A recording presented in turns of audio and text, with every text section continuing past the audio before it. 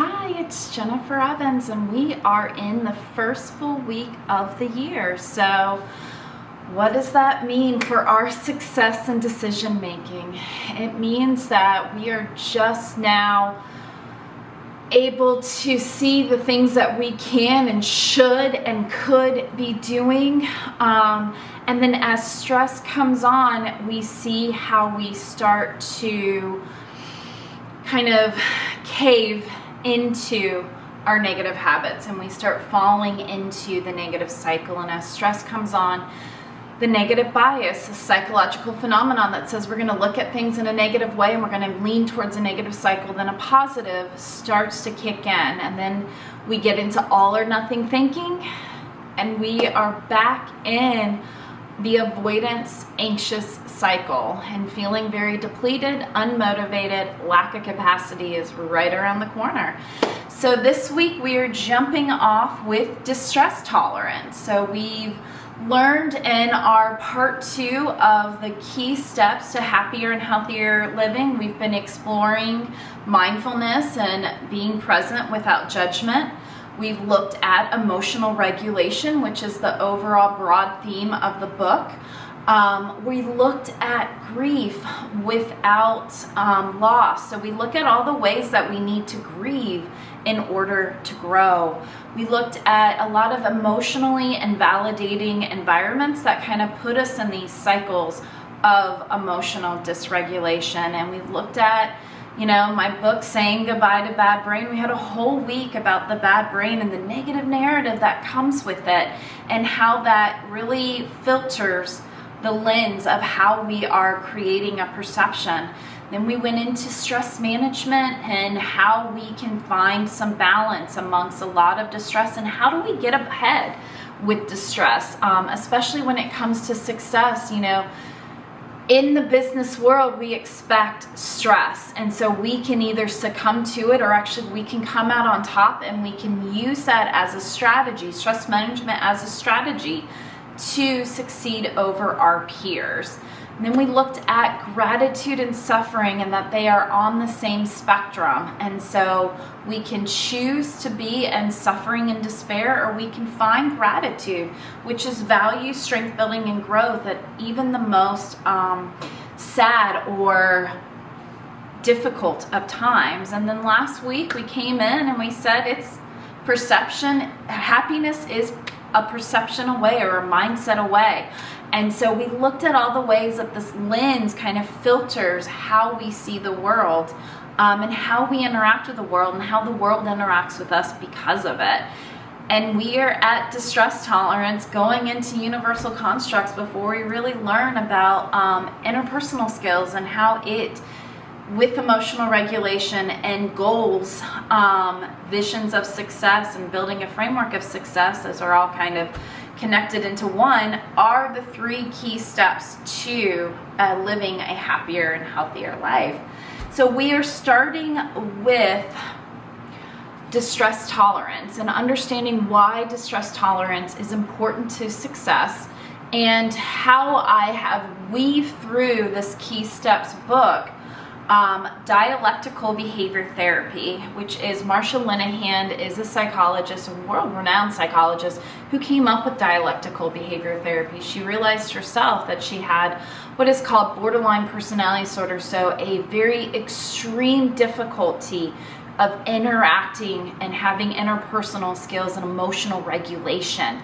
And so as a way of her own self-awareness, and if we look at the kind of breaking it down to how to have a successful mind, emotional regulation, we know, is the first piece. That is where implicit brain is coming in strong and saying we must react quickly, and we build these perceived realities of suffering. And so what we're doing is grounding out of that, getting up into that prefrontal cortex, so that we're making executive functions and we're in a leadership mindset. And as we're in this leadership mindset, we find self-awareness, which builds then our social connectedness and our EQ. All is important for executive leadership. All is important to live the happiest, healthiest life that you can, which is success. Success being a connection to and living a life of our internal values and beliefs, and warding away from external validation, perceived expectations, the killer of joy. So DBT is this focus on balancing acceptance and change. And it was really meant for people who had intense emotions, but what we're finding is that it's its own powerful tool for the general population to be able to level up amongst their peers and to have the success that they want to achieve. Because living a life on this kind of hamster wheel or this merry-go-round of life only gets us so far. It truly is a limiting agent. And if we stay on it, then all we're going to do is live within external validators and perceived expectations. We're gonna have the house, we're gonna have the 3.1 kids, we're gonna have the white picket fence, and if we don't have them, then we're gonna yearn for them, and we're gonna feel like we aren't keeping up with the Joneses. And so what DBT does is it allows you to find key ways in an evidence-based approach to be able to ground and find what gives you joy, so that you're not getting locked in on this merry-go-round, and that you are making your journey for what you want it to be. And what it does and how it supports success is it gives you this mindful approach, this sense of presence in the here and now, without judgment, with radical acceptance, and allowing us to let go of the things that do not serve us. It gives you a sense of emotional regulation. It pulls you away from all of your past stress, trauma, and chronic stress, and it pulls you into action-oriented executive functioning. It allows you to have distress tolerance. So in high stress moments, again, you're able to actually be present. And I talk a lot about the negative cycle, and I say, in order to get out of the negative cycle, we must neutralize. Sometimes we have to sit with the suck. We just have to sit with the suck. And what this does, distress tolerance, allows you to sit with the suck instead of going into avoidance and starting the compounded spiraling of a negative cycle. It's sitting with the suck for all that it is, accepting it for what it is. It's not agreeing, it's accepting that this is where we're at right now, what we want to do, what we should do, what we could do, and then finding agency that really does serve us so that we have a chance to kick off into the positive cycle. So this is sitting with the suck. Distress tolerance. And so then what it does is it helps us to build as we go through and really, maximizing on our game. It's going to help us to find interpersonal skills and that emotional, that EQ, that ability to read others and to be present and to show empathy and to build meaningful, long-lasting networking, whether that's a friendship, a relationship. It's networking. It's coming together and bringing people together for a common goal, value, or purpose. And so this is really important when it comes to executives, because it allows us to be able to recognize, understand, and manage our own emotions, which will effectively navigate the emotions of others. And we talk about, relationships, interactions between two people as a Venn diagram. And so when one person is cycling in emotions and emotional reactionary spaces, they're cycling the interaction that you two have into an emotionally reactionary place. And we talk a lot, and there's a lot of videos on here. The Cartman drama triangle is a really good one. We talk about triangulation, and triangulation is somebody who is in an emotionally reactionary place is forcing the relationship in a reactionary place and implicitly asking you to come into an emotionally reactionary place. In transactional analysis, it's the child role or the adult role or the parent role. In Cartman drama triangle, it's the rescuer, the persecutor, or the victim, depending on where they're at and where they want you to be. And either way, it's a no bueno, no win situation. Nothing good is coming out of that. And the beauty is even though they're kicking off the relationship to be in that negative cycle, when you ground, when you are mindful, then you're stopping it. You're neutralizing the relationship cycle because you're neutralizing your cycle. You're not keeping it going. You're staying in a grounded, valid, data point driven state. Distress tolerance, sitting with the suck, saying this doesn't feel right, owning your side of the street. We talked all about this last week, so go to those videos on Perceived Reality Week, and we're stopping it. And what that does is it makes somebody else contend with their half of the street. They can't blame you anymore, so they have to contain with their side of the street. The junk is coming from their side. They can talk about the street all they want and how much crap is on it, but it's coming from their yard, and they need to figure that out. And the only way you can do that is neutralize, stick to valid data points. And you neutralize through distress tolerance, the key of the day. And so it's supporting our awareness. We're trying to figure out where are we distressed. We're owning our side of the street awareness. We're saying, you know, I feel like I'm trying to be rebellious right now. I don't know. I'm getting really defensive, and I don't know. I need a minute to come down and figure out what's happening over on my side of the street, because things are not working out right now. And that's okay. I need 10 minutes. Never go over 2 hours, especially in a romantic relationship. Don't go over 2 hours, because you just are going to avoid, and you're going to keep pushing it off. And so acknowledge, say, I need a minute. Like, I'm just feeling like, I don't know what I'm feeling. I feel like I need a minute to come back to myself and figure out what's going on here. Because I feel like we're not talking the same language here. And I just want to be really present with you. I really honor this, and I want to be present with you. And then take that deep breath, figure out what the dynamic is. Do you feel like you're a victim? Do you feel like someone's asking you to rescue them? They're asking you to throw out a lifeline. Do you feel like that you are being asked to be a persecutor, like they want you to yell at you or be nurturing for you? Nurturing is probably more rescuer. Strict or authoritative is the parent, and they're being childish, and they're asking, and rebellious. Or are they asking you to be rebellious, or do you want to be rebellious? Or do you want to be, or feel that you need to be resilient and put all the pieces together and kind of merge the family or scapegoat? Kind of figuring out what is being asked of you, so then you know how to get out of it. And go to the video so you can find out how to get out of it. And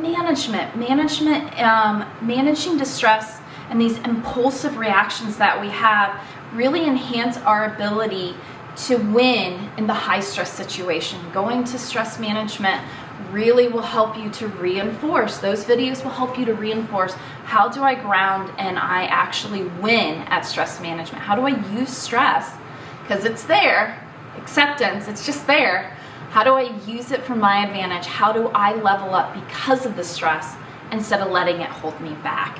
And then it's all about this wise mind and a sense of balance.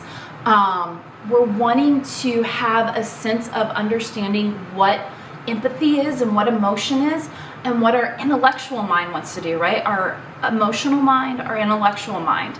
And the balance is, what's the wise mind? In between, the balance is the wise mind. It's saying, okay, emotionally I feel this, intellectually I feel this, my valid data point says this is what is real, this is what I feel. And so the wise decision is to kind of blend them both, find the balance, and come up with how I want to act. And I know that I always have agency of my thoughts, my feelings, and my behaviors. And when it feels like I don't have one of those, that's when I grab my positive affirmations or valid data points, so I am in a grounded state. And empathy is all about executive EQ. When you have empathy, you can better understand people.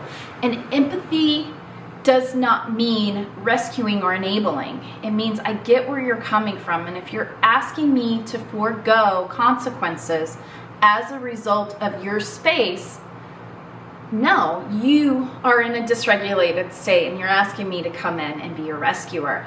But empathy means I can understand. I understand when that kid in the checkout is screaming at the top of their lungs. I understand it. I get that this kid feels like he has no energy. He has no control on his life. He's hungry. He's tired. He's been to about 10 stores. He's over it. And right at eye level is marketing saying, look at all the cool things I can have. So what does he want? He wants a sense of agency. He wants a sense of energy. He knows that sugar is going to get him skyrocketed energy. He has a sense of agency because he's saying, I want this and I want somebody to give me something because I have no say in this entire day. I get why that kid is screaming at the top of the lung for the candy bar. I understand mom. Mom says, I'm a single parent. I have nobody to support me. I have things I need to do in life. I'm sorry, kid, but I've got a lot of things. I have a laundry list of things to do. And unfortunately, that means you are tagging along with me. We're both having an awful day. We're both tired. We're both hungry. This is where we are at right now. And I am so embarrassed because I think everybody's judging me that I'm a bad mom because you're screaming, I'm stressed out, and this poor cashier's in the middle of all of it. Triangulation, 3 things. I love me a good triangle. I'm a good Ted Lasso with my triangles. Triangulation, you know, everybody, I can understand exactly where everybody is coming from. And there's no ability to not feel the things that each one of them are feeling, and every single one is valid. But how you act or react in that situation is a huge determinant of how each person will act and react in high stress situations in the future. It is 100% a determinant of how you will act or react in the future. And so you can have empathy, but when you're like, oh, you know, you're just doing the best you can. I'll just buy the candy bar for the kid, or I'll just go and I'll pay for the groceries for mom. None of that is going to help them in that moment. They must figure out themselves in that moment. And that's what distress tolerance is. It's not coming in and making a fix for other people. It's focusing on yourself and how you ground and neutralize in every high stress situation, so you own your side of the street and you're not involving yourself in other people's triangulated moments. They're not yours. Focus on your side of the street. And so when we look at this in crisis situation, like the kid is screaming, we need to get our groceries, we gotta check out at Target. Do I just leave everything and say, I'm so sorry, I gotta get out of here? Do I go and figure it out? Do I say, he's gonna cry for a little bit more, I'm not buying this for him? What do? Well, crisis moments, crisis management, how we get on top is we own our half. We figure out where we are, we make a wise decision for it. And the more that we do that, the more we are going to own our side of the street, the more that we will be regulated, and we'll make a wise decision. We'll make a action-oriented decision versus a reactionary decision. We come up with a bargain. We allow that kid to have his little space so he finds agency and control. I'm not giving you the candy bar, kid. You don't want the candy bar. What you want is agency. And so I just want you to sit here, and you can choose to scream and cry your lungs out, or you can sit here and we can do some box breathing. And you can have, do you want something that is a comfort item? What is your comfort item? Do you have a blankie? Do you have a little Wuggles? What do you have? Do you have a pacifier? What is it that you need? Use your words. What is it that you really want? You don't want the candy. You want to go to sleep. You want a sense of agency. You want some energy. That's what we do, is we try to find the valid data points and get out of these emotional reactions. And there's a diamond format for crisis response that we use in crisis management that helps us to ensure that wherever you are, if you are a leader, if you are a success goer, if you are a parent, if you are an employee in a toxic work environment, whatever the case may be, this will help you to find clarity and control in high stress, emotionally reactionary situations. And this is embracing the suck, sitting with the suck, and then finding value and strength building as we take one step forward in a positive cycle. And that is pause and assess. The base of the diamond is to pause and assess. Take a moment to breathe and center yourself. Okay, so what do I have here? What's all the valid data points do I have? I want valid data points. I want invalid data points because I want to say this is not what I want, but I probably need to counter with a rational statement, or I need to do an opposite action. So invalid data points do get you to valid data points. Figure out your feelings, figure out the logic, wise decision in between. Identify your priorities. What do you need first? What is one thing that you need first? What are the immediate needs or critical outcomes that merge together? Look at quick actions. What do I need to put a fire out, and what are long-term solutions? Do we need to just have a bunch of pails of water and fire extinguishers, or do we actually need to have an infrastructure because fires are going to happen a lot here and we could just put a sprinkler system in? What do we need?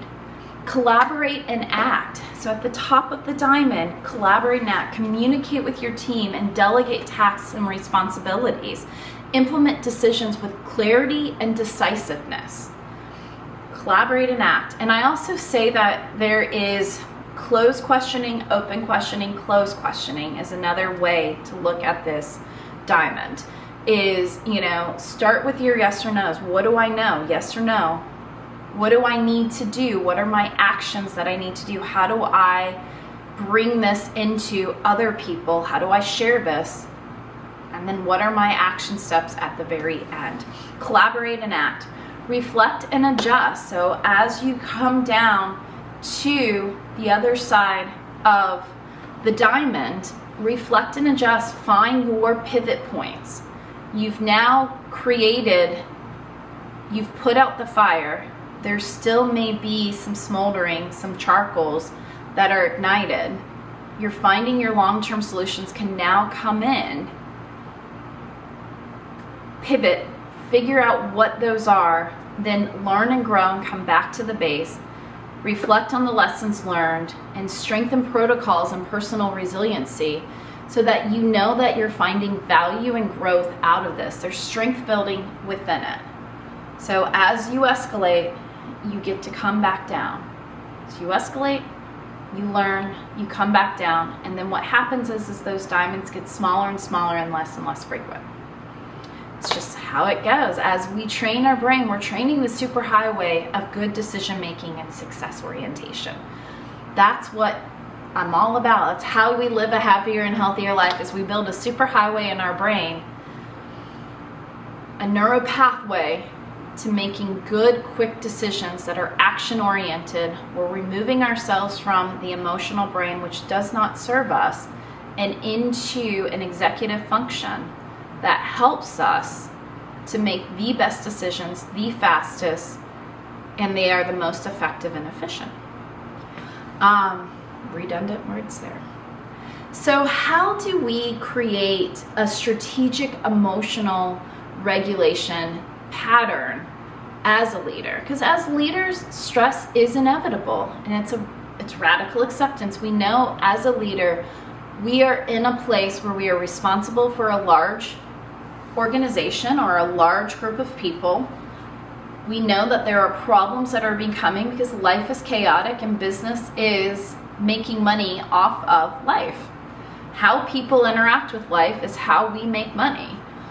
And so we are interacting with chaos and making money as a result, and creating a lot of people who are dependent on that money in order to survive, for the business to survive, for the employees to survive, for everyone to survive. So that's a lot of stress, just innately connected to what a leader is. And so it involves having emotional regulation to have intentional managing of emotional responses that'll align with your values, your long-term goals, optimize your decision making because you are connected to what your vision of success is and what your values are.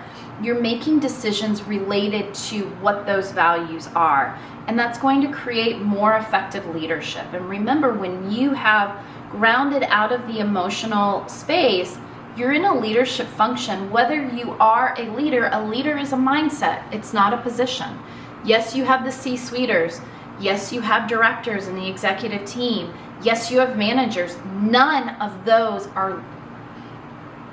have the qualities of leadership. They can contain the qualities of leadership. They should contain the qualities of leadership. They are called leadership positions, but ultimately leadership is a mindset. And some people have it and some people don't. But to be the most effective with your own life and the lives of others that you're managing, and to be successful in your life and business, leadership mindset is kind of a big deal. And so you want to have that leadership mindset. And we get that through effective distress tolerance. We're channeling emotions into purposeful action rather than being overwhelmed by them and going into a reactionary avoidant states. And later this week, we're going to talk all about avoidance and how do we get out of the avoidant state. So hit that little bell, subscribe, and stay tuned. So the key elements to strategic emotional regulation is awareness, control, alignment, and adaptability. Awareness is recognizing what your emotional triggers are. What other people's emotional triggers. When you say downsize, most people aren't like, come on, let's go. They don't, right? That's a trigger. You know it's a trigger. You know you're going to have to manage around the wording and the branding of downsizing, of not making profits this year, of reorganization. You know that those are going to be triggers. They're triggers for you. They're triggers for other people. People are dependent on the money they make at the job that they have. It will be a huge trigger for them. It's life or death. It truly is life or death when you get into these all or nothing states. So figure out how those emotions are impacting your patterns in decision making and how they're affecting others. The second they hear downsizing, like, well, there's no point in this, they're cutting back. And so now not only are you losing workers, you're losing the bandwidth of the workers that you have, and some may be let go, and that's, it is what it is. But then the people you have, are they buying in to being the chosen one, or are they not buying in? Are they just trying to buy their time? And that's a big decision point, is who is buying in and who's buying their time. And control, use the mindfulness, use the box breathing, reframe, find the countering, challenging, opposite actions in order to find immediate emotional responses in a grounded, action-oriented state. Avoid making impulsive big decisions without being able to have the time to think about them and know where you're at with that decision. Alignment ensures emotional responses are actually aligning with our values, our goals, and our team dynamics. That we have set intentions. I talk a lot about setting an intention every day and mindfully drawing yourself back to intention. In high stress moments, that intention is crucial. As you are trying to change your life in this new year, setting an intention is crucial. It keeps you focused on what you want instead of getting derailed an emotionally reactionary place and having bad brain take over. And adaptability creates strategies and situations evolve. You are pivoting around them. You have composure, you have flexibility. You're finding your pivot moments. You understand and accept that pivots are bound to happen because we're walking in a landmine. We do not expect to walk a straight line. We expect to be like, oh, over here, over here, over here. And that's okay. Balance empathy with assertiveness.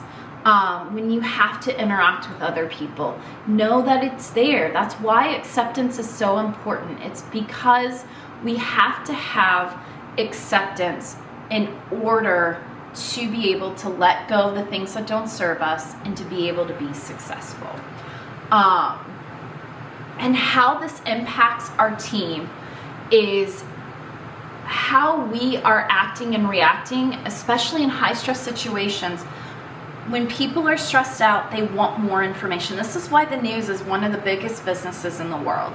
Because when we are anxious, we want information. The news provides information. They provide information of, is your drinking water killing you? More at 11. So what do? We tune in at 11. Then it gives us more anxious information. So we want to tune in more. And as we are more anxious, when we tune in, we get more anxious, and then we tune in. It's the best business because it is a constant feedback loop of anxiety and wanting knowledge. And so when we know that that is what's going to happen with our team, then we want to be clear and consistent in our messaging. The more transparent we are in high stress situations, the more people are going to feel calm. The more that we give them an ability to have emotions and find mindful moments to get out of them, the more agency. Perceived control is the best manipulator, technically, but perceived control is the best way to get a team on board. Give them senses of perceived control. I always use parenting examples because it's a great business model for me. Terrible parenting is a wonderful business model for me, and I don't usually use a psychoanalytic approach, but there are times where bad decisions and high stress moments create implicit messaging that really stick with us for a very long time, especially in adulthood. And so when a kid runs into the kitchen and says, I'm hungry, I want something to eat, you've got a couple of decisions. You can say, okay, baby, what do you want? I'm a short order cook. You can say, just go into the cabinet. I don't care. Like, this is not my thing. I don't want to do this. Or you can say, okay, babe, I've got carrots and I've got apples. Which one do you want? And what you're doing with that is, one, it doesn't take very long to cut up a carrot or an apple. It's not really making you do much. You do not care what this kid gets. If he gets a carrot, great. He gets a carrot. It's still a little sugary, but it's kid friendly. Apples too. There's vitamins in it. It's a healthy snack. Very good things. You're giving them two options, and you're giving them a choice of two options. And the implicit messaging with those two choices is rampant. You're saying that when there's a snack, you get a healthy snack. You give something that nourishes your body, not depletes it. You're saying that I want you to make good decisions, and your decisions affect me, and it's important for me, and I'm proud of you when you make good decisions. I'm saying that your decisions are important, and your thoughts and your feelings are important. There's a lot of implicit messaging, and the other two have them too, but they're negative implicit messages. These are positive, nurturing, loving, caring implicit messaging. And that's what you want for your team in a high stress situation. You want to give them all these implicit messages of nurturing and growth, and we're going to get out of this, and we're going to survive, and you can do it. And you want to give them perceived expectations. You want to give them an option of carrots or apples, and it does not matter which one it is. It matters that you offer it to them and they have a perceived sense of control. And that leads us to a decision-making framework. So when we are making decisions in high-stress situations, when we are utilizing effective distress tolerance techniques, what we want to do is lean on some of the DBT factors, which teaches us to approach decision with a balance of logic, the rational mind, and emotional mind. The wise mind is the best way to make decisions. And how we do that is that we make sure that we have clarity, alignment, and resiliency. We understand the facts and the emotional impact of a decision, valid data points, and we understand where our invalid data points are and what we should be using on them. We have alignment. We make choices based on our long-term values and goals. We have that success. Part 1 of Key Steps to Happier and Healthier Life is all about understanding what your vision of success is, what your values and what your goals are, building a framework for success, and then we go through all the ways of why we don't follow it. And so alignment is a major part, and I put the link for Key Steps in the video description. Go get it. It 100% finds alignment for all this distress tolerance. And then resiliency, accepting setbacks as a part of the process and staying committed to the growth and opening yourself up for pivot points. And when you can do this, you're finding yourself in a place where you're making wise decisions, you have distress tolerance, you're accepting life for what it is, and you're not getting overwhelmed, and you're not getting into these perceived realities, these filters that are holding us back. I am Jennifer Evans with Empowering Wellness Counseling Solutions. If you like this, share it. Share it with an executive. Share it with a success seeker. Build an accountability partner by sharing this with them and saying, hey, here are my goals this year. I'll keep you on track if you keep me on track. Distress tolerance is a big, big part of you staying on track and getting past January 13th, getting past January 21st. Those are our big key dates of losing resolutions, because resolutions do not work, goals do. I am Jennifer Evans. Subscribe and learn more. We are all about distress tolerance this week, and I've got a lot of good topics for you. Thank you so much.